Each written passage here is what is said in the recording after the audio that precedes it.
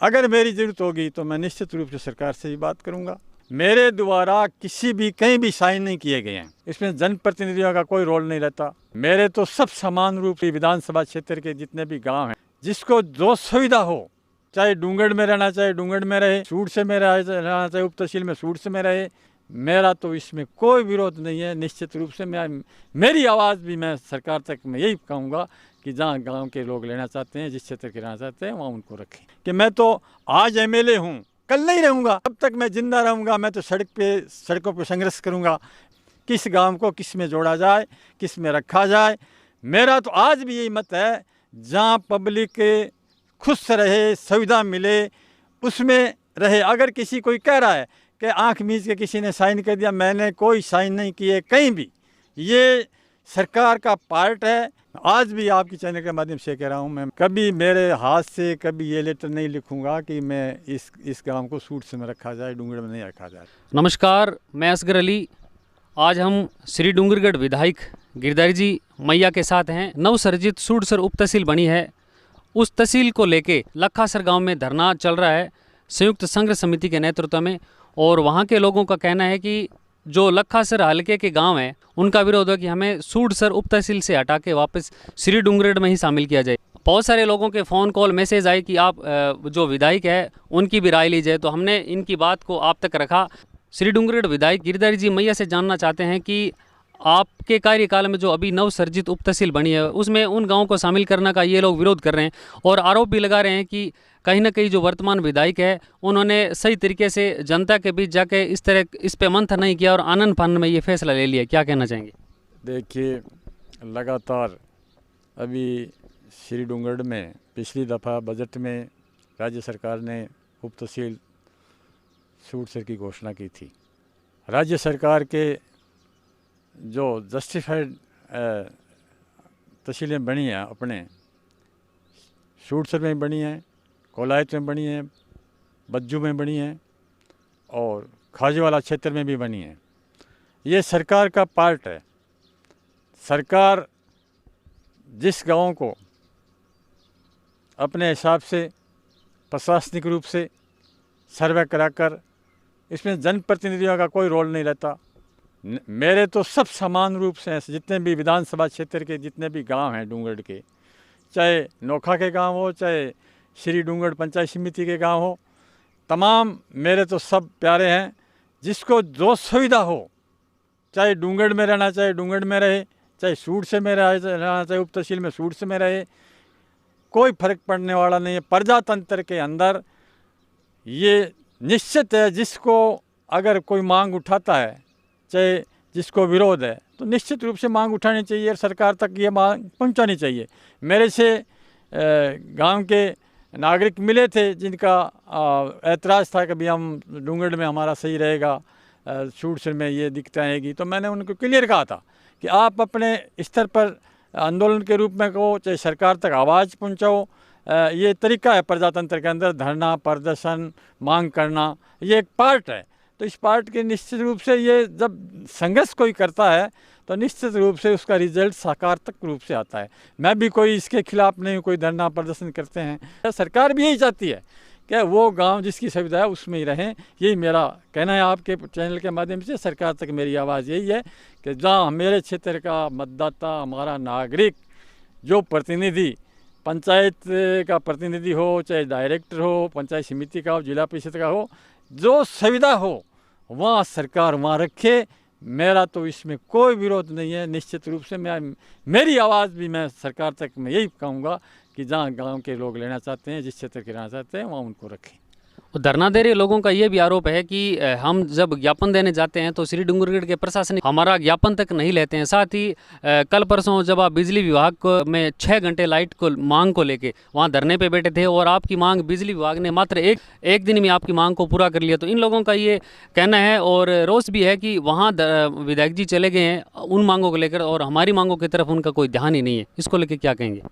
देखिए, मैंने आपके चैनल के माध्यम से बता दिया है, ध्यान सरकार तक आवाज़ प्रजातंत्र में धरना प्रदर्शन के द्वारा पहुंचती है। ये हमारी एक दिन का सांकेतिक धरना था। इस 6 घंटों की मांग को लेकर सरदार शहर में 2 महीने तक किसान डटे रहे। 2 महीने के बाद उनकी मांगी गई। और ये जब एमडी साहब यहाँ आए थे, सीएम साहब का दौरा था बीकानेर, तो हमने ये मांग रखी थी कि भी यहाँ मूंगफली बेल्ट है, मूंगफली बेल्ट का क्षेत्र मानते हुए आप कम से कम 6 घंटे तो आप यहाँ लाइट दो। तो वहाँ एमडी साहब ने भी स्वीकार की थी कि हम देंगे, 6 घंटे की हम दे देंगे, उसी दिन उन्होंने कह दिया था, परंतु प्रैक्टिकल में लागू नहीं किया फील्ड में। फिर लागू नहीं करने की वजह से हमने 1 तारीख को किसान सम्मेलन में लाया, तो वहाँ किसान आए थे। किसानों ने कहा 1 दिन का हमें मांग करनी चाहिए, इस मांग के अगर 1 दिन में मानते हैं तो ठीक है, नहीं तो आगे करेंगे। तो हमने चैलेंज के रूप में निगम को चैलेंज किया था कि सांकेतिक रूप से हम 1 दिन का धरना देंगे। लोगों की डिमांड है, अभी बरसात हो रही है, 6 घंटे बिजली सदैव एक नीति बनी हुई है, जहाँ मूंगफली बेल्ट है उसको आप 6 घंटे रेगुलर बिजली दी जाए। उस पार्ट का हिस्सा था कि हमने 1 दिन का सांकेतिक धरना दिया। तो हमने एमडी से भी बात की, मंत्री से भी बात की, और उसका पार्ट था।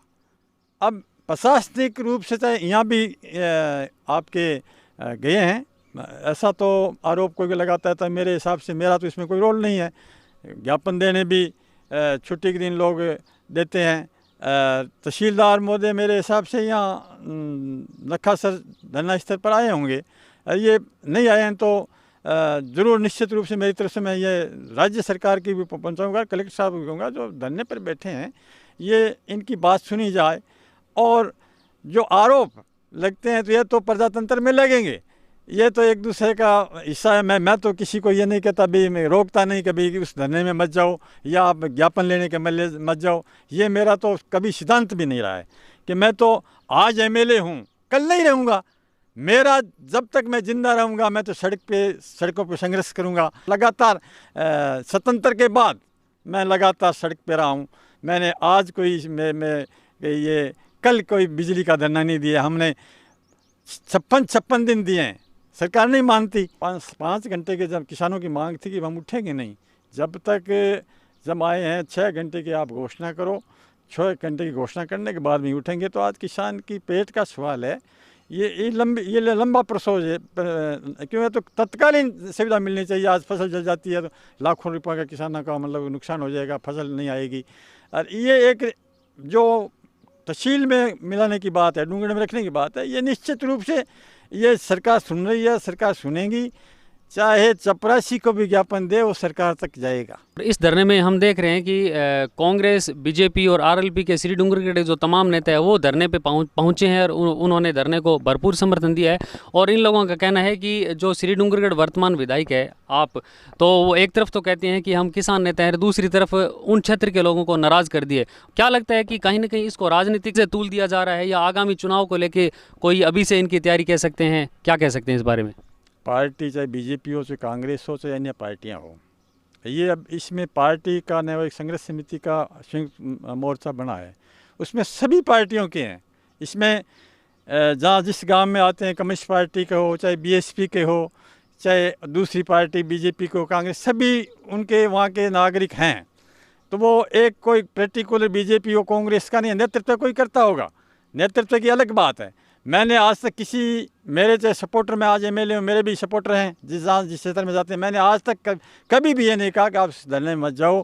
मैंने कल भी सरपंचों का, जेडू के सरपंच के, सोनिया से सरपंच को कहा था कि आप भी अपने स्तर पर लेटर पैड पर आपकी जो भी डिमांड है वो कलेक्टर तक पहुंचाओ। निश्चित रूप से आपकी बात सुनी जाएगी, जो मेरे से मदद होगी मैं मदद करूंगा। बहुत सारे लोग ये कह रहे हैं कि सूड उप तहसील में शामिल जो किया है वो विधायक महोदय के द्वारा किया गया, तो क्या लगता है इसकी क्या प्रक्रिया, लोगों को थोड़ा बताएं। ये कैसे, ये जो प्रक्रिया, प्रशासनिक प्रक्रिया कैसे होती है कि गाँव को तहसील में कौन जोड़ते हैं और वापस अगर उनको हटाने की क्या प्रक्रिया होती है? देखिए, ये सारा ये प्रशासनिक अमला, चाहे कलेक्टर साहब, कलेक्टर का प्रशासनिक हो, चाहे एसडीएम का हो, चाहे तहसील लेवल का हो, ये एक प्रशासनिक रूप से मतलब ये अपनी रिपोर्ट भेजते हैं।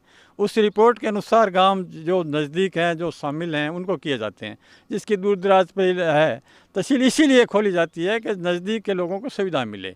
और दूर दराज से अगर दिक्कत आती है तो दूर दराज के इलाकों को वो अपने जो पुरानी स्थान पर रहना चाहते हैं तहसील में तो रहें। ये प्रशासनिक रूप से रिपोर्ट जाती है। मेरे द्वारा किसी भी कहीं भी साइन नहीं किए गए हैं किस गांव को किस में जोड़ा जाए, किस में रखा जाए। मेरा तो आज भी यही मत है, जहाँ पब्लिक खुश रहे, सुविधा मिले, उसमें रहे। अगर किसी कोई कह रहा है कि आंख मीच के किसी ने साइन कर दिया, मैंने कोई साइन नहीं किए कहीं भी। ये सरकार का पार्ट है, बजट का पार्ट है। ये सरकार चाहे प्रशासनिक रूप से हो, चाहे जिले लेवल पर हो, चाहे राज्य सरकार लेवल पर हो, मंत्री लेवल पर हो, ये इनका एक पार्ट है। उस पार्ट के हिसाब से गांव को रखे जाते हैं, और जिस जिसकी मांग होती है वो ऐतराज है तो मांग भी प्रजातंत्र में उठाने का अधिकार, वो उनका अधिकार क्षेत्र है।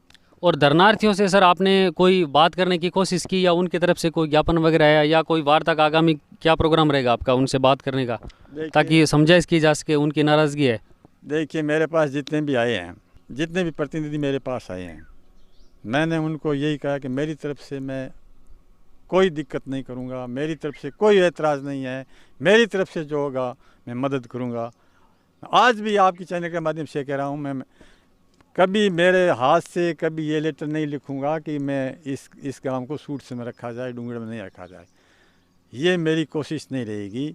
मैं तो यही चाहता हूँ, अगर मेरी ज़रूरत होगी तो मैं निश्चित रूप से सरकार से भी बात करूँगा, मंत्रियों से बात करूँगा, प्रशासनिक अधिकारियों से बात करूँगा। जो हमारी जनता चाह रही है उन जनता को वहाँ रखा जाए। इसीलिए हम तहसील को सुविधा के लिए खोलते हैं। असुविधा होती है तो उनको उस गांव में, चाहे सूटसर हो, चाहे पुगड़ हो, चाहे पांचू हो, चाहे जसासर हो, क्यों जसासर के अंग भी मेरे क्षेत्र में आते हैं।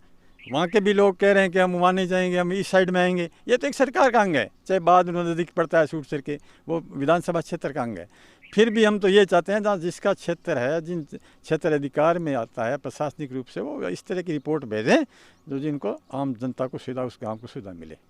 तो ये थे हमारे साथ श्री डूंगरगढ़ विधायक गिरधारी जी मैया, और इन्होंने साफ साफ कहा है कि मेरी तरफ से कहीं भी कोई हस्ताक्षर साइन वगैरह नहीं किए गए हैं कि इन गांवों को सूटसर उप तहसील में जोड़ा जाए। ये एक प्रशासनिक प्रक्रिया है, उसके तहत हुआ है। अगर उन लोगों को कोई परेशानी है या उनको लगता है कि वापस हमें श्री डूंगरगढ़ में ही रखा जाए, तो बिल्कुल उसके लिए इन्होंने कहा है कि मैं खुद कोशिश कर रहा हूँ और मुख्यमंत्री तक आप लोगों की जो आवाज़ है वो वहाँ तक पहुँचाऊँगा। इनका कहना है कि मैं निश्चित तौर से पूरी तरह से उन लोगों के साथ हूँ और हर प्रकार की समस्या में उनके साथ हूँ। और जो लोग ये विरोध कर रहे हैं कि ये इसमें विधायक का हाथ है या इसमें विधायक की तरफ से इन गाँवों को जोड़ा गया है, तो इन्होंने साफ तौर से कहा है कि मैंने किसी भी तरह का कोई हस्ताक्षर वगैरह नहीं किया गया है। अब देखने वाली बात है कि आगे प्रशासन क्या फैसला लेता है। बहुत सारे लोगों के फ़ोन कॉल मैसेज आए कि आप जो विधायक है उनकी भी राय ली जाए, तो हमने इनकी बात को आप तक रखा। आपको कैसा लगा हमें कमेंट करके ज़रूर बताएं। कैमरामैन प्रेमनाथ के साथ मैं असगर अली।